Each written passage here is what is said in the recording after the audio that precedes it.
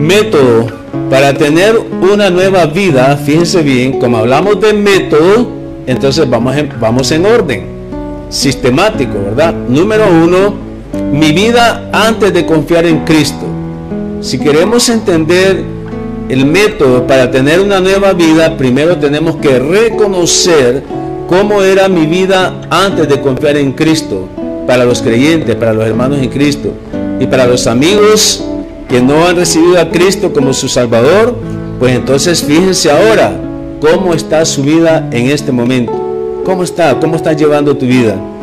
Número 2, Dios me rescató y me premió. Dios me rescató y me premió.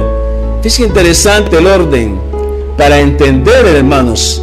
El hecho de que Dios te rescató y te premió, tienes que empezar por reconocer cómo era tu vida antes de confiar en Cristo. ¿Cómo era tu vida?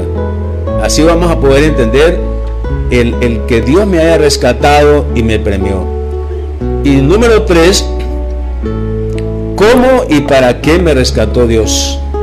O sea, el Señor me rescató en el fango en que estábamos. Él me rescató. Y no solo me rescató, me premió. ¿Y cómo lo hizo y para qué lo hizo? Vamos entonces a la primera parte, método para tener una nueva vida. Número 1, mi vida antes de confiar en Cristo.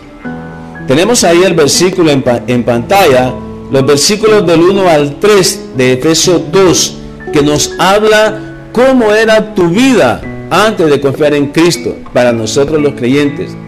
Y vamos a estar hablando a los creyentes y a los no creyentes, porque la palabra es para ambos.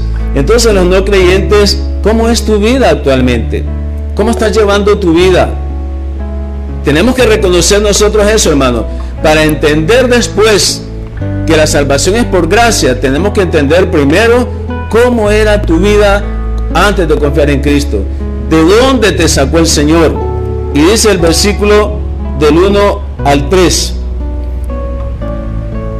Y Él os dio vida a vosotros cuando estabais muertos en vuestros delitos y pecados, en los cuales, oiga bien, en los cuales anduvisteis en otro tiempo. Dice bien, Pablo diciéndolo a nosotros, a la iglesia, en los cuales anduvisteis en otro tiempo, siguiendo la corriente de este mundo, conforme al príncipe de la potestad del aire, el espíritu que ahora opera en los hijos de desobediencia, entre los cuales también todos nosotros vivimos en otro tiempo. Acordémonos, hermanos, si decimos que hemos aceptado a Cristo, entonces tenemos que decir, anduvimos en otro tiempo, vivimos en otro tiempo. O sea, un verdadero hijo de Dios, alguien que ha aceptado a Jesucristo como su único Salvador, no podemos decir andamos en las mismas andadas que antes de confiar en Cristo. ¿Por qué? Porque vamos a ver que somos hijos de Dios. Somos hijos de Dios. Y como hijos de Dios amados, y entonces vamos a entender el propósito por el cual Jesucristo nos salvó. Pero tenemos que reconocer, hermanos, que la palabra escrita en esta carta es para los creyentes, para ustedes y para mí. Entonces, tenemos que pedirle al Señor, hermano, que nos ayude a obedecerle, porque muchas veces nos comportamos como personas que antes de confiar en Cristo nos comportamos igual, siguiendo las corrientes de este mundo, siguiendo la sabiduría de este mundo. Pero los creyentes tenemos que decir, anduvimos en otro tiempo, vivimos en otro tiempo, en los deseos de nuestra carne, haciendo la voluntad de la carne y de los pensamientos, y éramos por naturaleza hijos de ira, lo mismo que los demás. Es importante, hermanos, estamos hablando de método. ¿Cuál es el primer paso? ¿Cuál es la situación actual? Tenemos que reconocer cuál es nuestra situación actual. En planeación estratégica se habla de conocer la situación actual para llegar a una situación ideal y en medio qué pasos vamos a dar. Si queremos saber de planeación estratégica, leamos Efesios capítulo 2, del 1 al 10. La palabra de Dios es completa. Entonces tenemos que reconocer cómo éramos nosotros antes de confiar en Cristo. ¿En qué andábamos los creyentes? Y ustedes, los que no han confiado en Cristo, que están viendo en pantalla, ¿en qué situación estás ahora? Y yo sé que muchas personas están siguiendo la corriente de esos movimientos que están en contra de los principios de Dios. O sea, están en contra de los principios de Dios. Está fomentando que la mujer asesine a su niño dentro de su vientre. O sea, cosas que Dios, no es así el modelo de Dios. Están siguiendo la corriente de este mundo. Ese es el mundo. El mundo necesita de Cristo, hermanos. Necesita a ustedes y a mí. Nos necesita. Nosotros somos la luz del mundo. Si nosotros no le hablamos de Cristo a las personas, ¿quién les va a hablar, hermanos? En el círculo que te rodea, Dios te ha puesto ahí porque no ha puesto a nadie más que a ti en ese círculo. En tu trabajo, en la universidad, en donde estés. No sigamos la corriente de este mundo, porque nosotros así éramos antes de confiar en Cristo. Dice, Pablo nos recuerda con seriedad, hermanos, con seriedad, la pecaminosidad y perdición totales en que nos encontrábamos antes de ser redimidos. O sea, honestamente, seamos honestos. ¿Cómo éramos? Andábamos perdidos, andábamos deshechos, andábamos en pantanos que en vez de encontrar a alguien que nos diera la mano, más bien nos hundían más. Eso era la situación nuestra, hermano. Tenemos que empezar por ahí para entender que la salvación es un regalo. Estábamos dominados y controlados por nuestros pecados. No tenías opción, hermano. El pecado te controlaba, te dominaba, porque eras esclavo del pecado. Estoy hablando de nosotros los creyentes antes de confiar en Cristo. No teníamos opción. El pecado nos controlaba, nos dominaba. Y fíjense interesante, no es que estábamos muertos por causa de los pecados que cometíamos. O sea, porque lo que lo condena a uno no es los pecados que comete, sino debido a nuestra naturaleza pecadora. Estábamos esclavizados al pecado. El pecado entró por un hombre. Entonces nuestra naturaleza es pecadora. Y eso es lo que nos condena. Por naturaleza pecamos, hermanos. Pero no es porque pecas que por eso estás condenado. Sino, estás condenado porque naciste siendo pecador.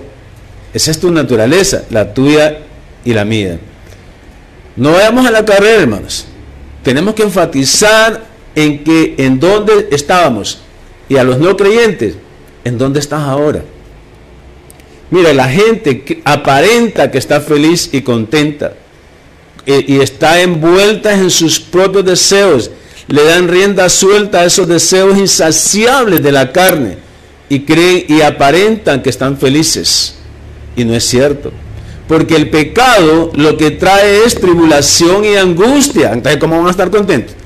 ¿Cómo van a estar felices? Si el pecado lo que trae es tribulación y angustia, hermano. Amén. Eso es lo que trae el pecado, tribulación y angustia. Y nosotros, y Cristo no trae tribulación y angustia, Él trae paz, amor, gozo, paz, benignidad, templanza, mansedumbre. Eso es Cristo. Y la gente vive atribulada y aparenta que anda feliz.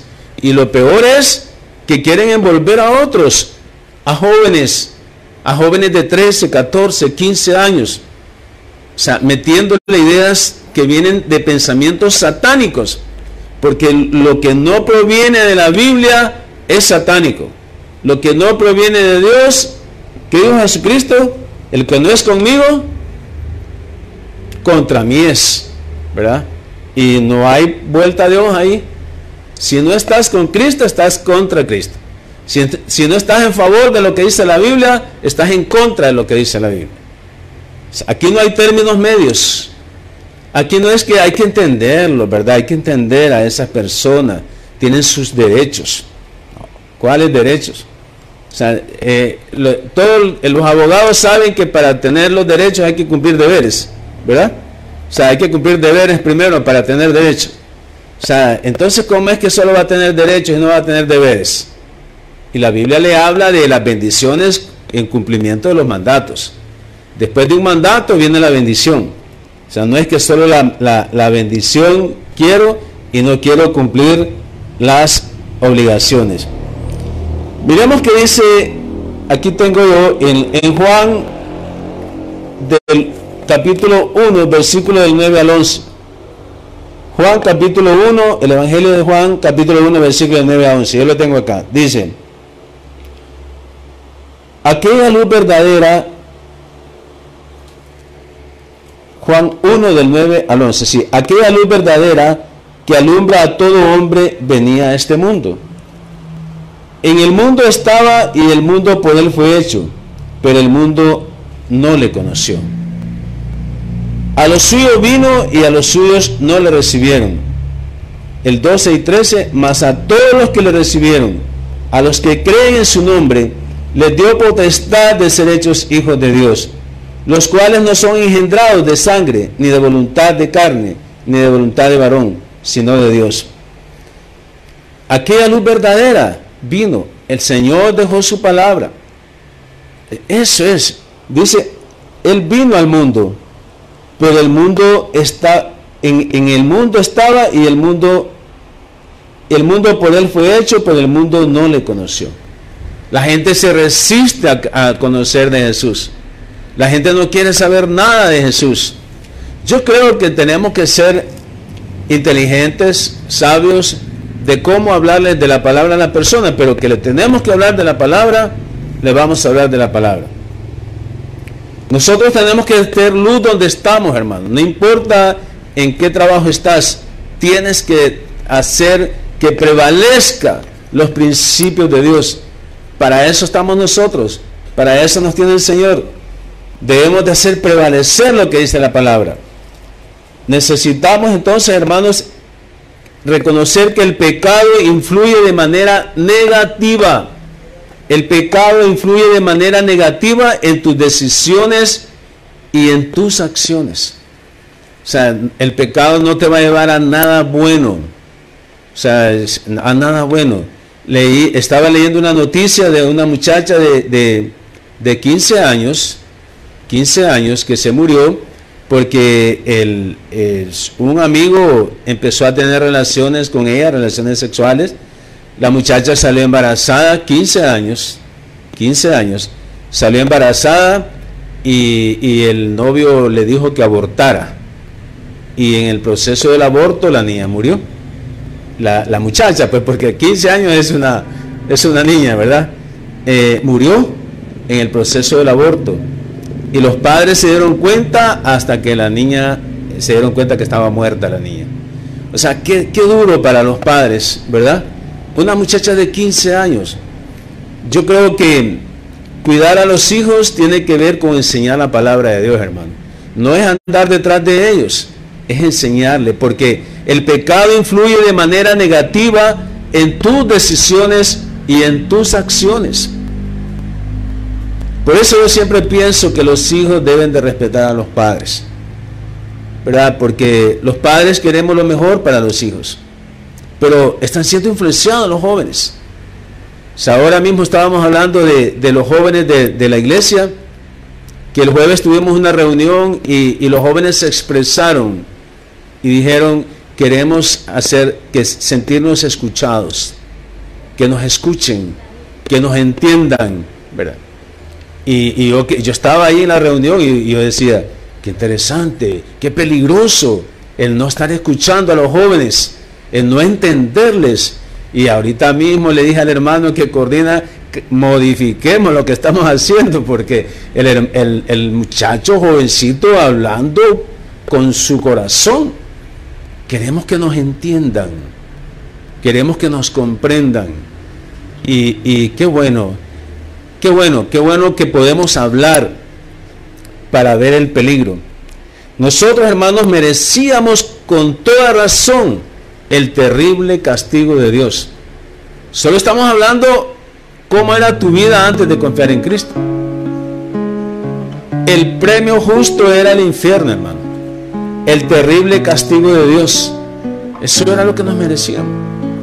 La gente sin Cristo que anda promoviendo esos antivalores, esos pensamientos y acciones antibíblicas, esa gente lo que merece es el infierno. Eso es lo que merece, por sus delitos y pecados. Eso era lo que merecíamos nosotros antes de confiar en Cristo. Entonces, ese es el primer punto del método. Entendamos en qué condición estábamos cuando aceptamos a Cristo. ¿En qué situación estábamos? Las personas, solo decimos, hermanos, los cristianos, es que este mundo está patas arriba. Es que ahora este mundo, o sea, y nosotros, hermanos, o sea, no es el mundo, somos nosotros. ¿Qué estamos haciendo nosotros? ¿Qué estamos haciendo nosotros?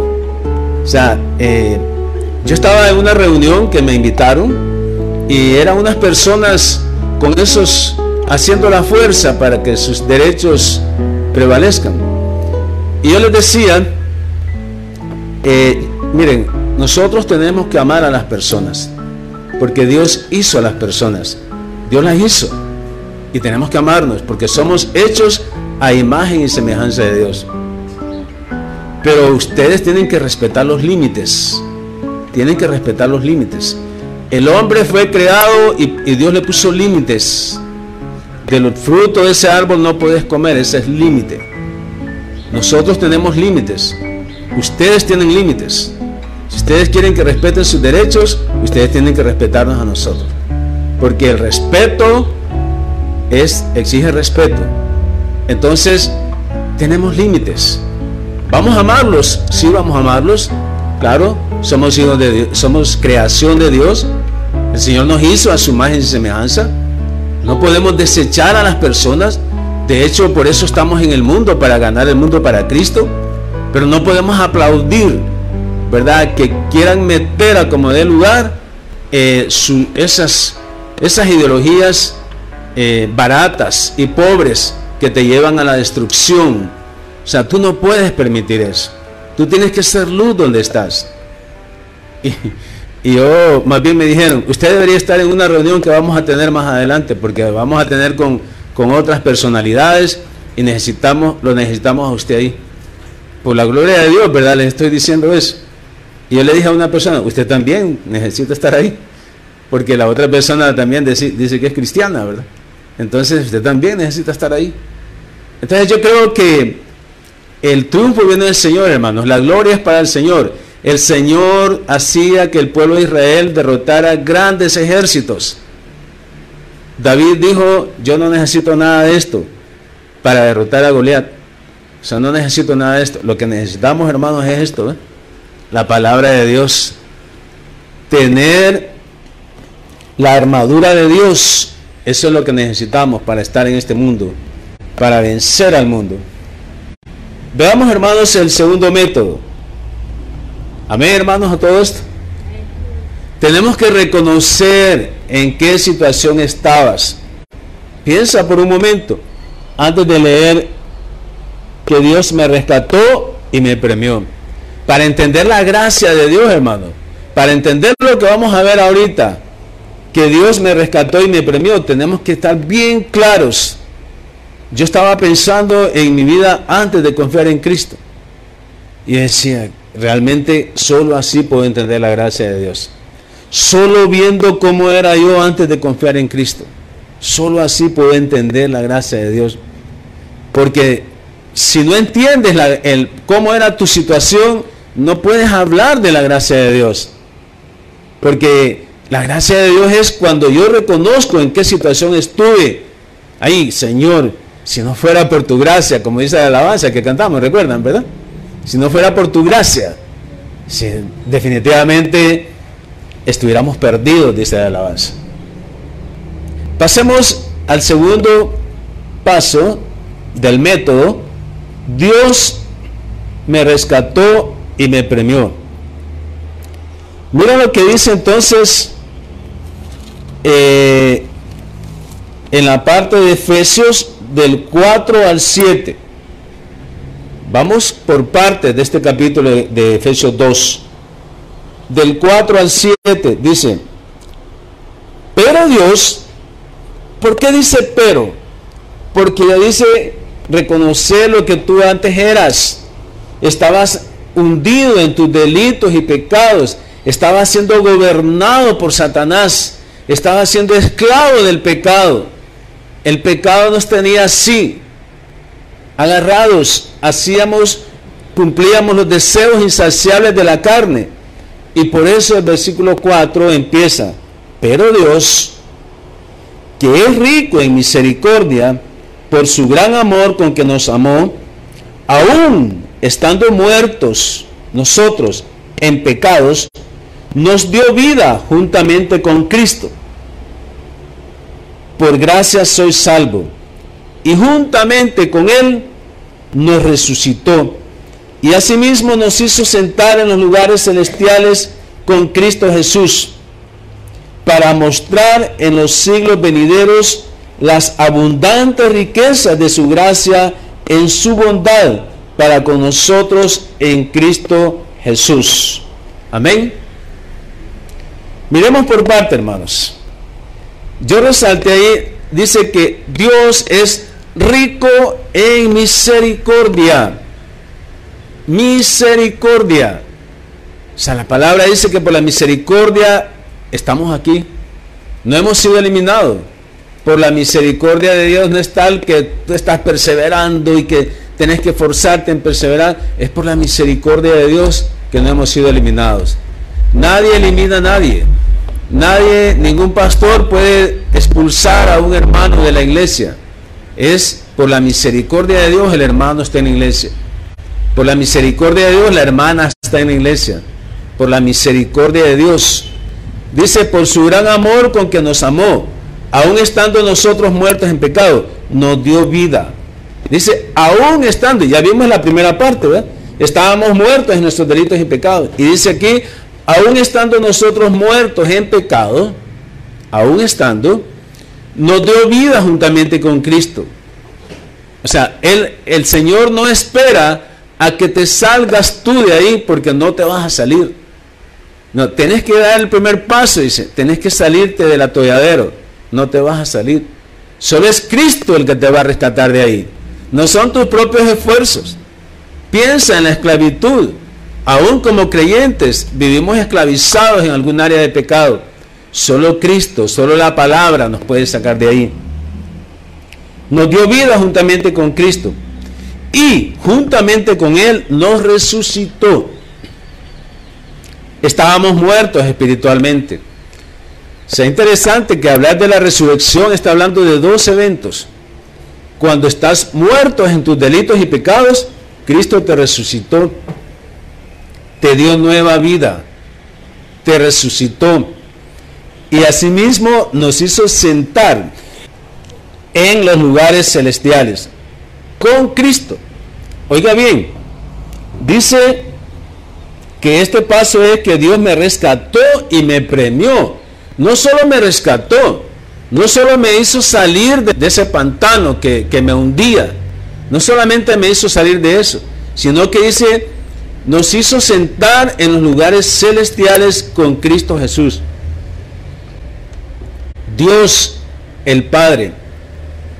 Dos cosas, hermano. No solamente te sacó de donde estabas, sino que te sacó. Estábamos todos sucios, ¿verdad? Que sacamos a alguien de un lodo, necesita que lo bañen. Y Cristo con su sangre derramada nos limpió de todas esas manchas, todo eso sucio, con su sangre. Dice que nos sacó del lodo, nos lavó con su sangre y nos puso sobre la peña. Amén. Nos puso sobre la peña, hermano. ¡Qué bendición! Démosle gracias a Dios por eso, ¿verdad? Porque nos sacó del lodo cenagoso, nos lavó con su sangre y nos puso sobre la peña. Y no nos quedamos solo en la peña, sino que dice, nos hizo sentar en los lugares celestiales con Cristo Jesús.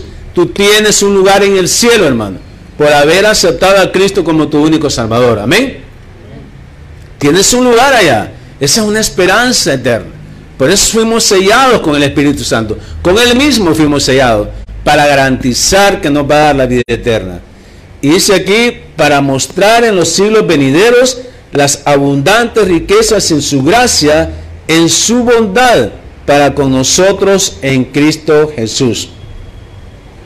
El amor de Dios manifestado por medio de, uno, su misericordia y su gracia. La misericordia y su gracia. La misericordia es que Dios, primero hablemos de la gracia. Dice, la gracia es un regalo que tú no te merecías. Esa es la gracia. La misericordia es que tiene que ver con la justicia, que Dios es justo. Y la justicia de Dios es que lo que el hombre siembra, eso cosecha. Esa es la justicia de Dios. Pero como también es misericordioso, quiere decir que no nos paga de acuerdo a lo que nos merecemos. ¿Qué nos merecíamos nosotros por ser pecadores? El infierno. Nos merecíamos ir a lo profundo del Seol. Y Él fue en lugar tuyo y en lugar mío. Él fue, esa es la muerte sustituta. Él fue en tu lugar. Esa es misericordia. Gracia es que no te lo merecías. Misericordia es que no te castigó conforme a lo que te merecías. Porque Él fue en tu lugar. En tu lugar Él fue al infierno. Él fue a lo profundo del Seol. Eso es el premio de Dios. Eso no solamente nos rescató.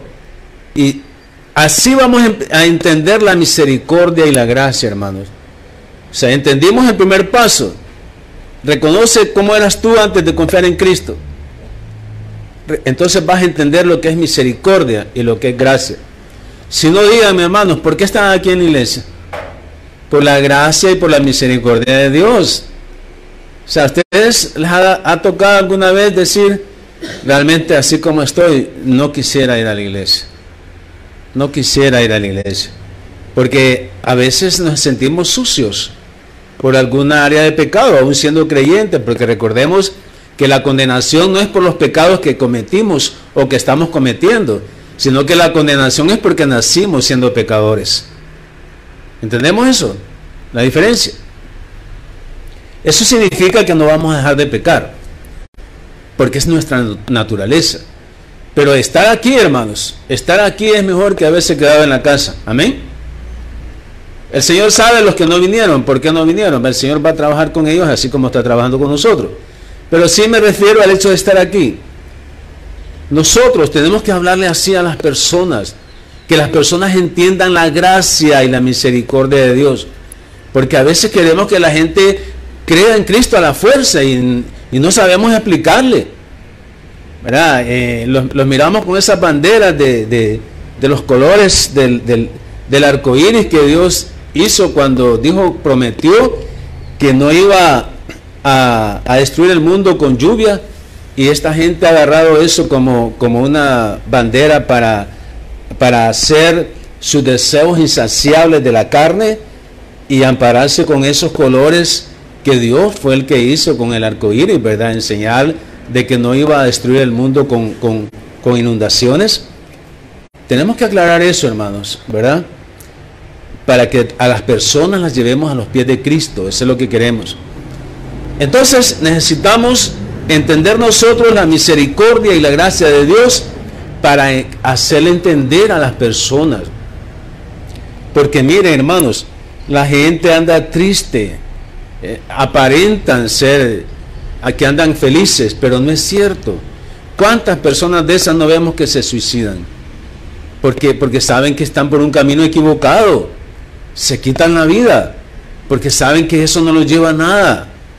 O sea, tenemos que dar el evangelio porque es lo que las personas necesitan. Toda esa gente que anda revuelta con eso, queremos verlos en la iglesia, ¿verdad? Queremos verlos que confiesen con su boca que Cristo es el Señor. Amén. Queremos verlos que doblen sus rodillas y que confiesen con su lengua que Jesucristo es el Señor. Nosotros estamos aquí por eso, hermano, porque reconocemos que Cristo es el Señor, por eso estamos aquí. Eso es lo que nos motiva a estar aquí. Fíjense que la salvación es un despliegue de la gracia de Dios. Interesante, ¿verdad? La salvación es la gracia de Dios desplegada. Dios hizo todo esto en Cristo para mostrarnos sus abundantes riquezas de su gracia. O sea, interesante es que reconozcamos la grandeza de Dios, cómo Él nos premió. O sea, yo no entiendo, hermano. O sea, realmente cuando yo estudio el Evangelio, no entiendo por qué el amor de Dios así. Es tan grande que normalmente nosotros los padres, cuando un hijo desobedece, lo que menos hacemos es darle un regalo. La tendencia es, no, porque no se ha portado bien, porque no obedece a sus padres. La tendencia más bien es a castigarlo. ¿Por qué? Porque no entendemos la gracia, porque no entendemos la misericordia. O sea, tenemos que pensar como Cristo. Cristo tiene preeminencia en todo. O sea, no es por el pecado que vamos a rechazar a las personas. Perdón, no es a las personas que vamos a rechazar porque sean pecadoras. Es el pecado el que no aprobamos. Es el pecado el que no aprobamos. Porque tampoco quiero que aplaudan mi pecado ustedes, ¿verdad? Porque Cristo ama a las personas. Él dio su vida por las personas. Entonces nosotros tenemos que entender que la salvación es por la misericordia y por la gracia de Dios. No te lo merecías, el Señor te lo regaló. Porque Él quiso. Eso es por su gracia.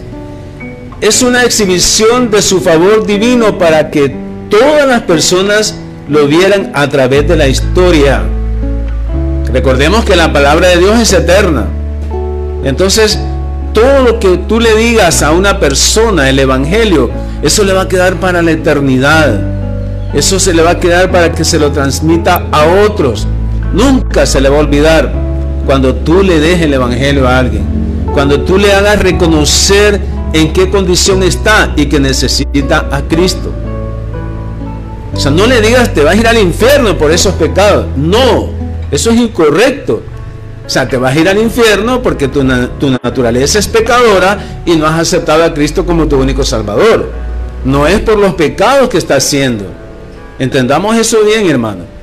Porque a veces no damos con claridad el Evangelio porque no lo entendemos bien. Y el Evangelio es un regalo. Es la gracia de Dios. Es la misericordia de Dios. Que perdure esto, hermano. Si no habías entendido así, ahora es el momento. Pidámosle a Dios. Seamos como los hermanos de la iglesia de Berea. Dice que iban a la casa a ver si es cierto lo que el pastor dijo hoy. Hay que ir a leer esto para entender esto.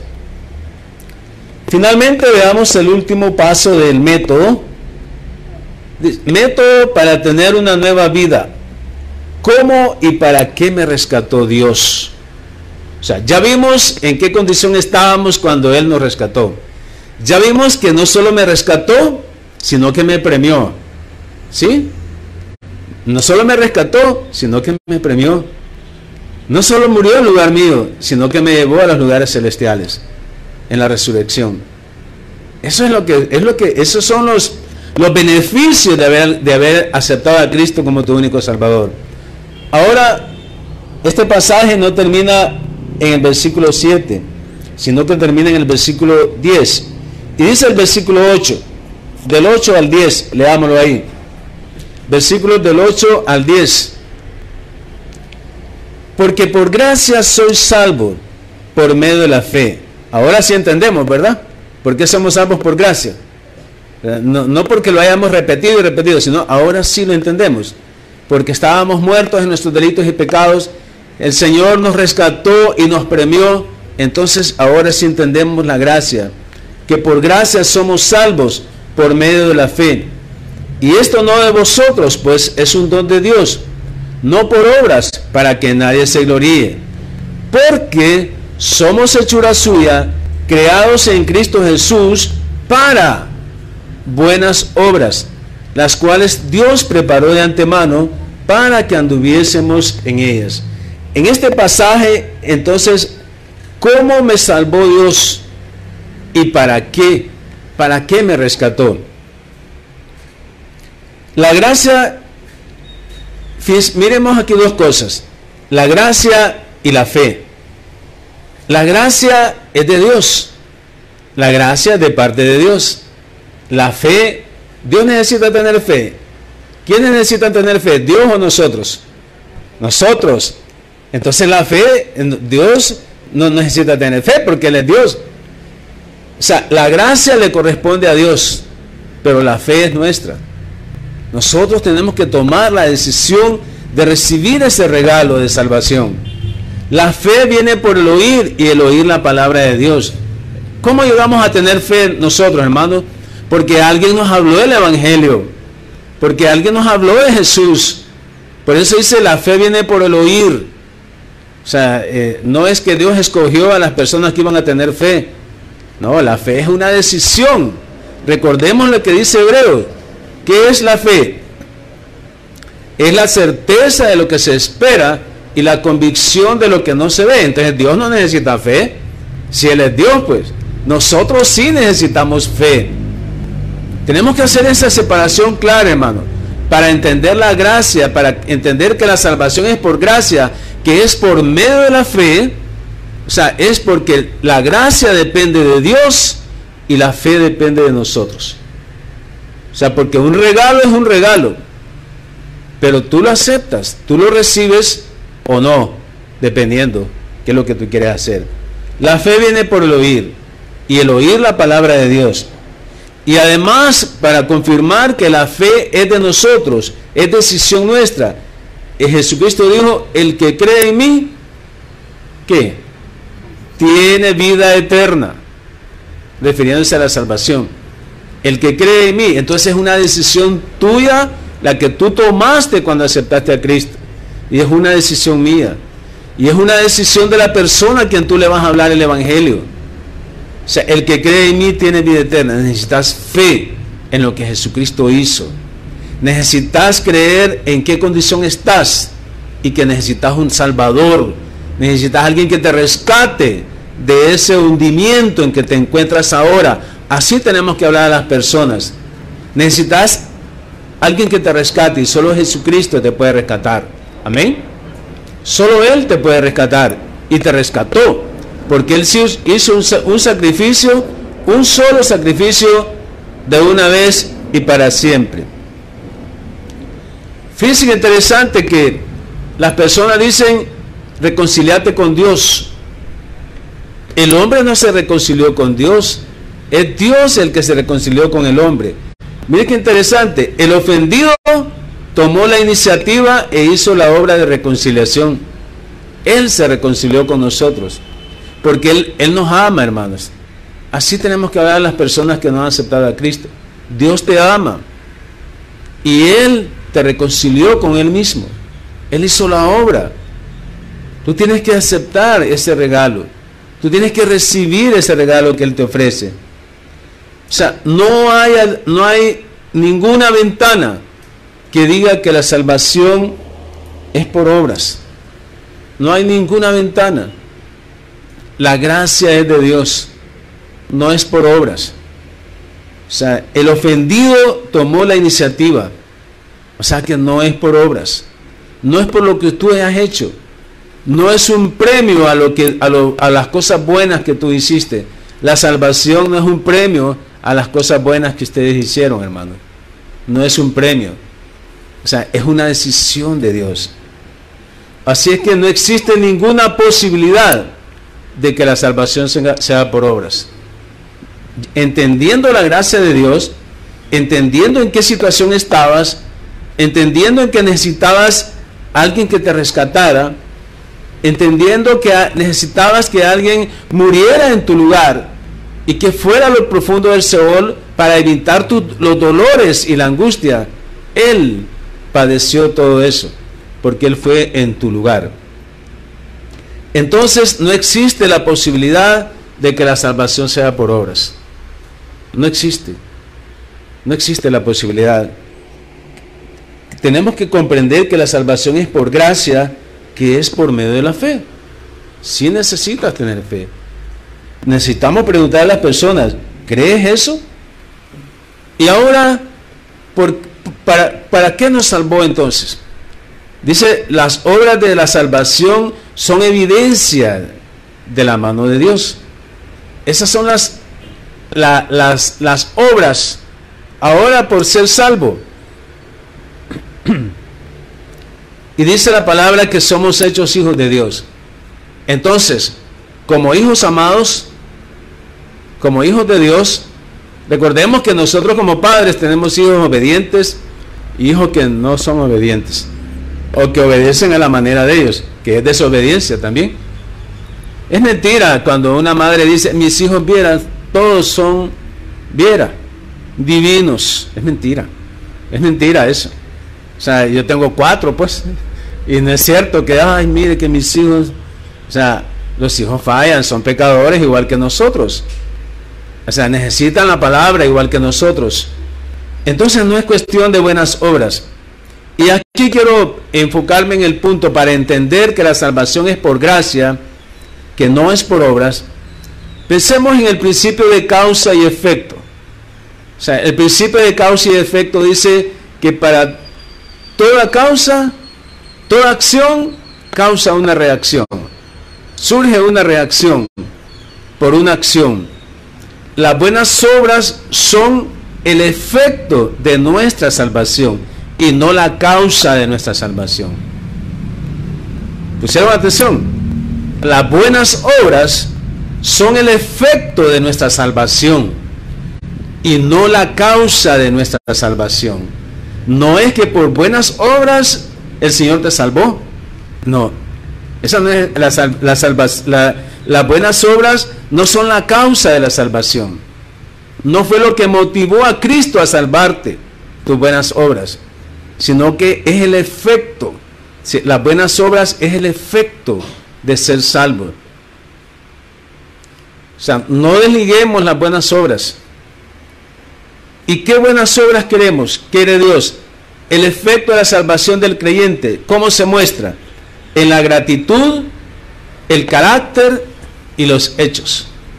¿Cómo va a decir las personas que somos hijos de Dios? Por ser agradecidos. O sea, estás murmurando, por todo murmuras. Tenemos que ser agradecidos, hermano. Tenemos que estar contentos, como decía Pablo, con lo que tenemos. Tenemos que ser agradecidos.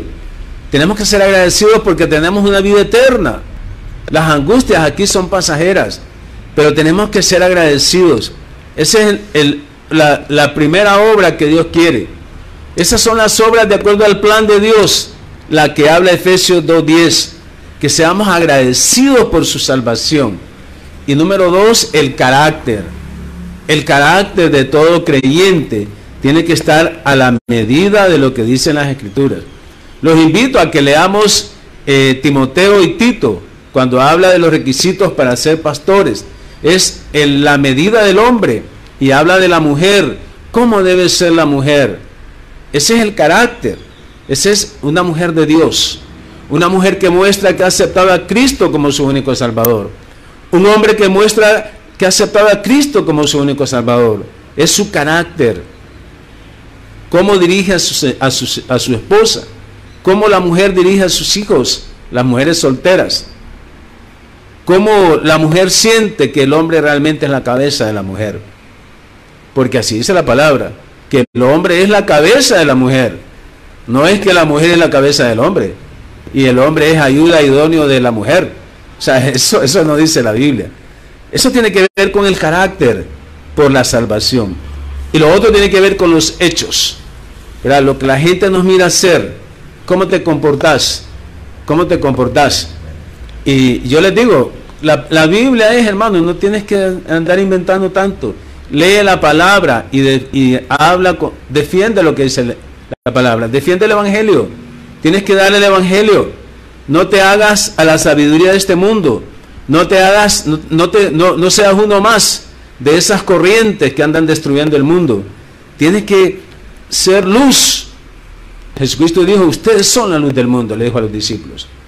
O sea, nosotros tenemos que hacer prevalecer, mantenernos firmes en lo que dice la palabra. Creo que podemos entender entonces finalmente en resumidas los pasos del método. Dice, para tener una vida nueva, número 1, mi vida antes de confiar en Cristo, ¿cómo era? Número 2, Dios me rescató y me premió. Eso tenemos que estar bien claros, hermanos. Y número 3, ¿cómo fue que Él me rescató y para qué? ¿Para qué? O sea, no termina ahí solo que Él me rescató y me premió, sino para qué. Son las buenas obras, el ser agradecido, el carácter y los hechos que muestren que ustedes y yo hemos aceptado a Jesucristo como nuestro único Salvador. Pongámonos de pie, hermano, para que le demos gracias a Dios. Señor Jesús, en verdad pues estamos agradecidos contigo por este tema, Señor, de la salvación. Gracias por haber escrito en Efesios, en este capítulo 2, acerca de ser salvos por gracia. Gracias, Señor, por habernos enseñado cómo era mi vida antes de confiar en Cristo, que tenemos que reconocer eso. De ahí el hecho de entender la gracia y la misericordia. Gracias porque tú me rescataste y me premiaste, Señor. Gracias porque me sacaste del lodo cenagoso, me lavaste con tu sangre, me pusiste sobre la peña y me llevaste, me sentaste en lugares celestiales. Gracias, Padre. ¿Y para qué hiciste eso? Para que como creyente, como una persona que ha confiado en Cristo, podamos ser agradecidos contigo, Señor, por esa salvación. Que podamos crecer en carácter, que podamos permanecer en las Escrituras y que podamos demostrar con hechos que nosotros somos hijos tuyos, que te hemos aceptado como nuestro Salvador. Que la gente pueda ver quiénes somos por la forma como nos ve actuar, Señor. Te damos gracias y te pedimos, Señor, que te sigamos alabando y glorificando tu santo nombre. En tu santo nombre, Señor, gracias. Démosle un fuerte aplauso al Señor, por favor. Gracias. Gracias a Dios.